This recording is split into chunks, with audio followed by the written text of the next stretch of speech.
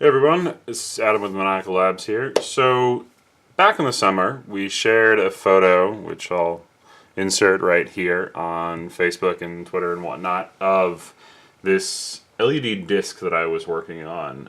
Now, it was inspired by one that I bought a couple of years back from Adafruit, which is actually made by another company, but the easiest way to get it in the States. And theirs was cool, except the fact that it only had 48 LEDs around the outer ring, which was not really great for doing a clock. Obviously, the best is to have 60 on the outer ring, and then you can divide that down into all the different divisions for hours, minutes, and seconds. And, obviously I wanted to get that working, and obviously, I wanted to make my own, so I had posted that picture and was talking about making it and stuff, but obviously it's an enormous PCB and was going to be ridiculously expensive no matter what not necessarily no matter what I did, but it was going to be ridiculously expensive and complicated. And I kind of just put it off in my mind as, it's cool to design, it was a good exercise, but it's not going to happen. And then Drew from OSH Park, who is an awesome guy, contacted me and said, hey, we really love this, what can we do to help? And I was saying, I would love to make it, but even on OSH Park or even, anywhere else, it's going to be just crazy expensive for me to get these PCBs done. And he amazingly stepped right in and said, hey, well, we love open source stuff. This is an open source design, and we want to see this get made. So, have at it. We'll make a set of 3 of them for free for you guys, which is just insane. And again, Drew, I'm sorry it's taken me this long to get this video. We went through all that and ended up with this. I would love to say that this is something that came out spectacularly, and unfortunately I can't. That's at no fault to OSH Park. They were amazing. These boards came out absolutely amazing, but LEDs are hard, and this is really what this video is intended to be about. It is, some places have fail of the week or whatever. This is the failure of the year. A great idea in theory, but pretty much making something like this without going through a large manufacturer of electronics that can go through every single little bit and detail of, controlling the environment for when they're putting these together. It's just not really going to work. And that's because, everyone's used to these LEDs and they're great once you have them on a strip, but getting them on the strip or PCB or whatever that you're doing is really a huge and giant pain. I just kind of want to walk through this a little bit. So as you can see, just to go back through this, so we've got 60 LEDs on the outside, or let me confirm that. Yeah, so it actually shows the pixel counts right here. So we've got 60, 60, 48, 48, 30, 30, 24, 12, 12, 6, and 1. And those are all specifically designed that we can either, everything's either divisible by 60, by 30, 24, 12, whatever. So you can kind of, it's designed to work specifically as a timepiece.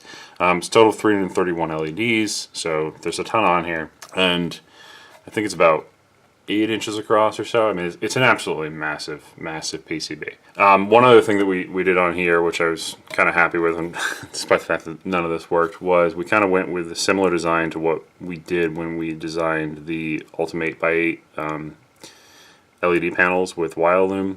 Now, again, those were made with a large contract manufacturer in a large batch, so those worked out better, but we've got screw holes here that you can just bolt onto, which allow you to have nice, big, beefy connections for everything.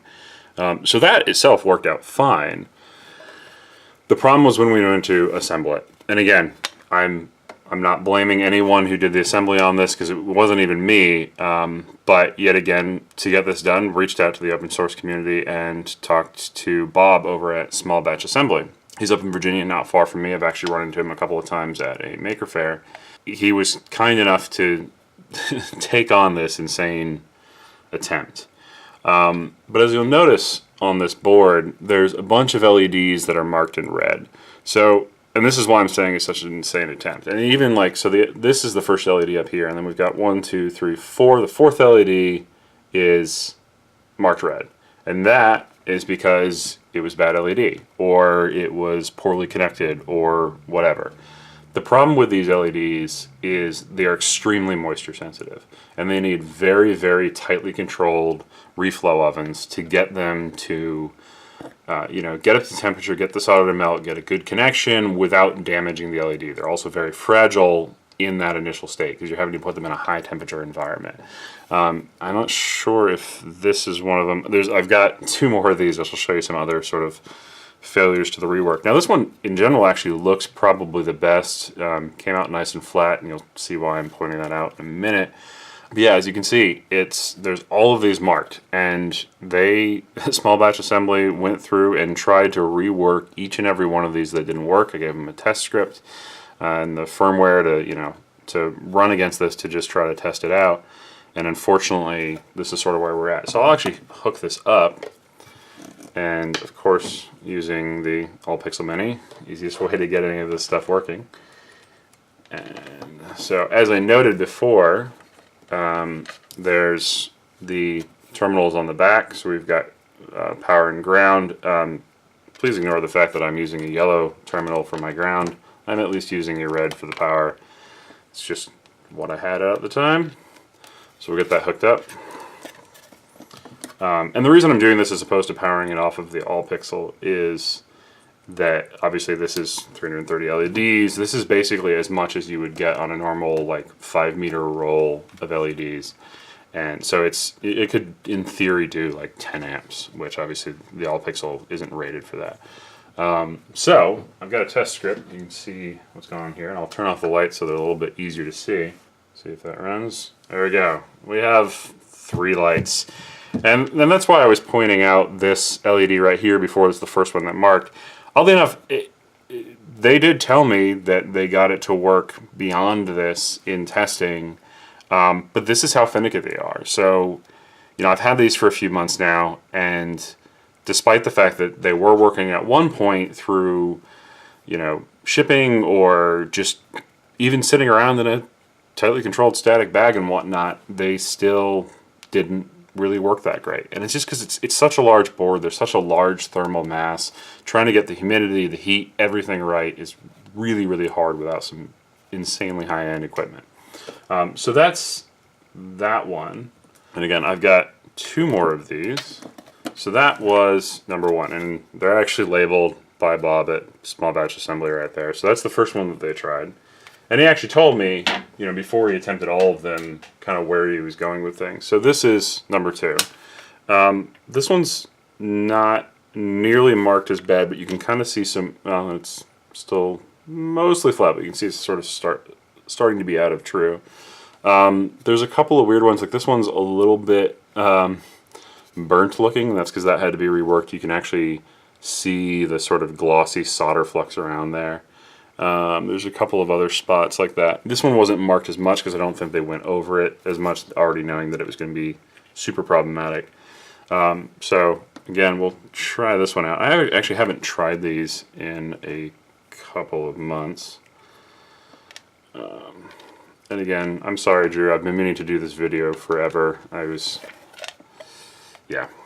Probably mildly ashamed that none of them worked. I really want this to work, but we're going to have to go with getting 100 or more probably produced at someplace like Seed Studio, which is who makes the All-Pixel, and all of our other kits, to even get a chance of this. But, given that these basically just in assembly cost were nearly $100 a piece, never mind the PCB, we're not exactly keen on doing that, because they would be a very niche thing, and we probably would have to sell them for $250 a pop, which is a little bit nuts.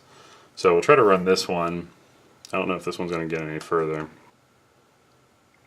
Alright. So that one actually got quite a lot farther, as you can tell. So it's actually cycling through all the LEDs. You'll see it kind of come back around here. Now the interesting thing is that this is actually getting farther than the last time I tested this. The last time it got to about here, and then it just stopped. So, this is not bad. It's a little bit better. So let's try number 3 then. Alright, so this is why. Okay, this one's number 3. You can see, nice and labeled. So this one is why I was pointing out how flat each of these were before. So this is the original one. It's nice and flat. This is the last one, which had the most rework done to it. Really trying to kind of get it there. I think they had some different settings on the reflow. And if you look at this, yeah, and this actually I think kind of happened over time. Again, I got these out after a couple of months, and this one had just sort of warped all crazy. So that is just, again, the reason why stuff like this is so hard on this is it's such a huge PCB that, I mean, small batch assembly does great stuff, but I know that they kind of have smaller equipment compared to the, really large high-end industrial stuff. And, you just need super, super tight control to get a thermal mass this size to go through and be able to survive. So this one's kind of got a lot of interesting things on it. At some point during the rework, they actually, it seems that some of the traces were bad somehow, which is, the other ones never got that far, so it's entirely theoretically possible that those traces are just bad on the PCB design, but I highly doubt it. I did test all of them on the other PCBs, so there's continuity between those, but we've got some nice, old school style Bodge wires. That's always kind of fun to see on a modern thing. So I'm not sure what happened with that. We've got an LED right here that's burnt all like crazy. This one's all melted. Let's see if there's anything else interesting here. In general, these, this one really kind of went through a lot, which is, I greatly appreciate the amount of work they try to put into these to get them to work, but unfortunately, live and learn. So we'll hook this one up. I'm going to bet right now that this one has less of a success rate in terms of LEDs than number 2, but, we'll see what happens. So, alright. That. Off for the lights again. Oh, yep, I was right. Alright, so, doesn't even make it around the first ring. It would have been great to see these light all the way up. Oh well. It's all good. Honestly, I think at this point, one of these is going to need to get framed and put up as sort of a reminder of not flying too high, I guess. These are doable, obviously. There are people that make these. There are people that make super large panels, but you're not going to make them at home or in a small facility or anything like that, which is just unfortunate. So, yeah, the LEDs are great, but they are complicated. You have to be moisture controlled, have to be very tightly heat controlled, and if you don't, you get fun things like this nice curved board. Anyways, these are a cool memento. Yet again, just a shout out and great thanks to OSH Park. Drew and Lan there are awesome guys, and I cannot thank them enough for letting me even try this. I'm sorry it was such a waste.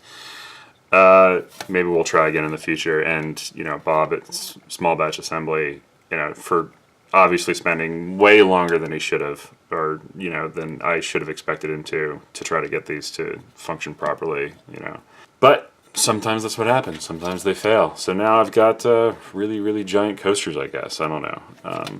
I'll do something cool with these. I probably will actually hang them up as a memento.